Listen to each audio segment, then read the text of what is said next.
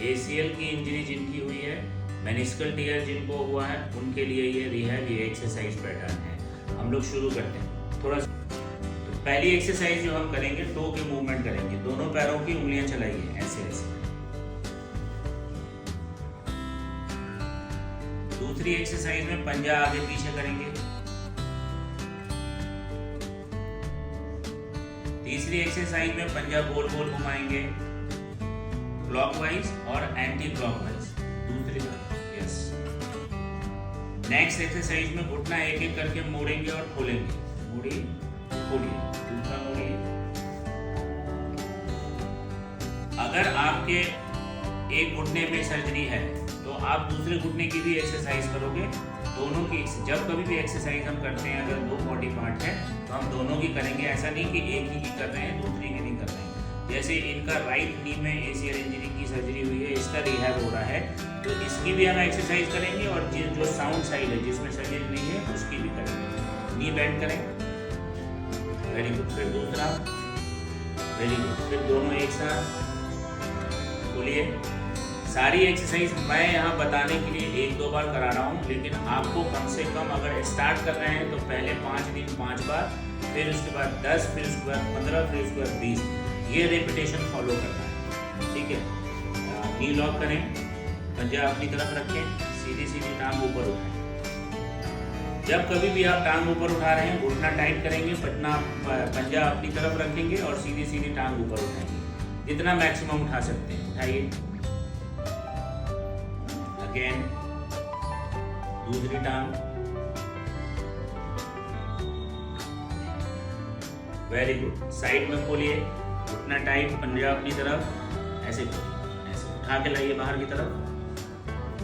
वापस, अगेन, वापस लेफ्ट, वापस अगेन, वापस राइट वाला,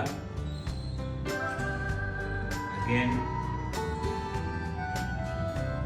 रिलैक्स। नेक्स्ट, ऊपर उठा लिया, साइड में उठा लिया, अब आप इसको डायगनली उठाओगे। घुटना टाइट, पंजा अपनी तरफ, थोड़ा सा ऐसे उठा के बाहर। ये ना ऊपर है ना साइड में है, ये बीच में है, ठीक है ना। तो ये डायगनली, वेरी गुड। दूसरा करें राइट वाला, घुटना टाइट, पंजा अपनी तरफ। अगर आपसे घुटना होल्ड नहीं हो रहा है, जितना हो रहा है उतना ही टाइट करो, लेकिन घुटना टाइट, पंजा अपनी तरफ, ये नियम है, ये करके करना है। अगेन,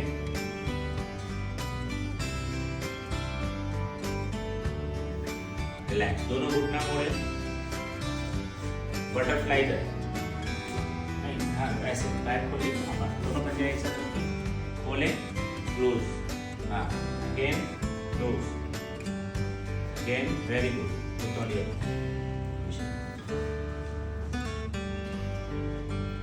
नेक्स्ट में इस तरह से तौलिया लेंगे, इस तरह से इसको रोल कर लेंगे, फोल्ड कर लेंगे और दोनों टांग के बीच में ऐसे डालेंगे, दोनों साइड से बराबर दबाएंगे। तौलिए को दबाना है, दबा के होल्ड करना है 10 की गिनती तक, इसको 10 बार करना है। अगेन प्रेस करिए, 1 2 3 4 5 6 7 8 9 10, वेरी गुड। नेक्स्ट, दोनों पैर सीधा रखिए। इसी तौलिए को वापस घुटने के नीचे डाल देना है, घुटना नीचे दबाना है, 10 की गिनती तक रोकना है और ढीला छोड़ना है।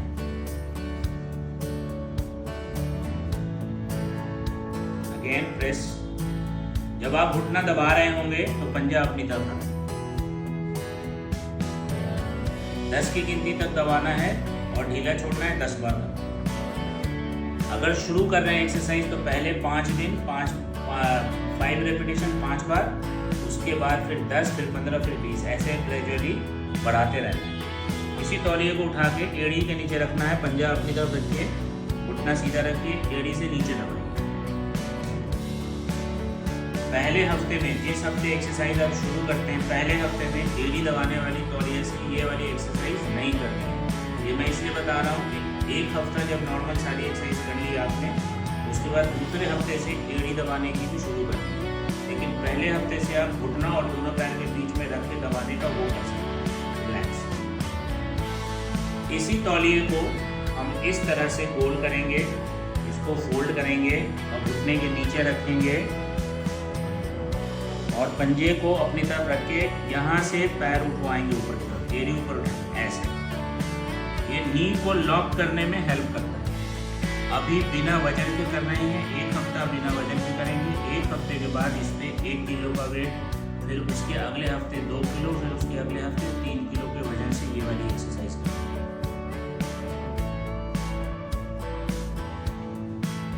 यहाँ से घुटना नहीं उठेगा, ये तौलिए पे ही रहेगा, सिर्फ यहाँ से एड़ी उठेगी, पंजा अपनी तरफ इस तरफ।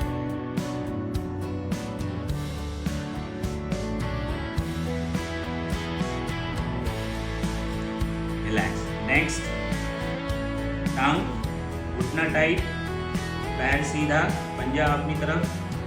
जो अफेक्टेड लेग है उसको 30 डिग्री ऊपर उठाएंगे सीधा, स्ट्रेट लेग रेज, सीधी टांग ऊपर 30 डिग्री।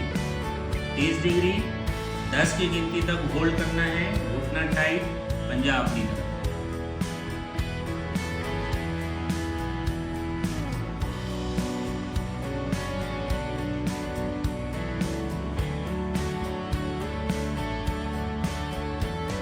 नेक्स्ट, जब आपने 10 बार 30 डिग्री कर लिया, फिर 60 डिग्री, घुटना टाइट, पंजा अपनी तरफ, 60 डिग्री। ये दोनों आपके यहाँ जो मसल, ये वाली जो मसल है इसमें ताकत लाने के लिए।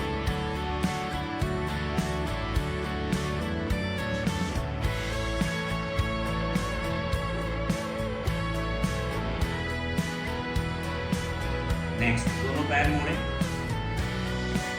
दोनों हाथ साइड में रखें, कमर ऊपर उठाएं। नी की स्टेबिलिटी और बैक की स्ट्रेचिंग इस एक्सरसाइज में दोनों होती है। ये पहले दोनों पैर नीचे बराबर, पंजा है, कमर ऊपर उठाना है, होल्ड करना है 10 की गिनती तक, फिर ढीला छोड़ना है, नीचे वापस। पहले दोनों टांगों से करना है, अगेन उठाइए ऊपर, वापस नीचे। फिर जो अफेक्टेड लेग है उस पे साउंड लेग, जिसमें तकलीफ नहीं थी या जिसकी सर्जरी नहीं थी, उससे करनी है। अगर दोनों टांग की सर्जरी हुई है तो कोई बात नहीं, लेकिन अगर राइट, यहाँ राइट की हुई है तो मैंने लेफ्ट वाले को राइट के ऊपर डाल दिया। अगर लेफ्ट की होती तो राइट वाले को लेफ्ट में रख देता। Again lift your back up,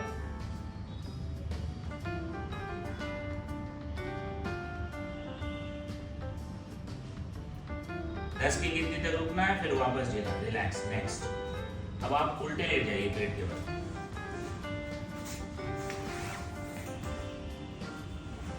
घुटना मोड़े एक एक करके, बोलिए, दूसरा मोड़िए, बोलिए, अगेन बोलिए, दूसरा मोड़िए, बोलिए, दोनों एक साथ मोड़िए, बोलिए, अगेन बोलिए। सीधी सीधी टांग ऊपर उठाइए, नी लॉक करके टाइट रखिए, यस, नीचे, दूसरा, घुटना टाइट रखिए, नीचे, यस, अगेन, वेरी गुड, दूसरा, वेरी गुड। करवट लेट जाइए किसी भी साइड।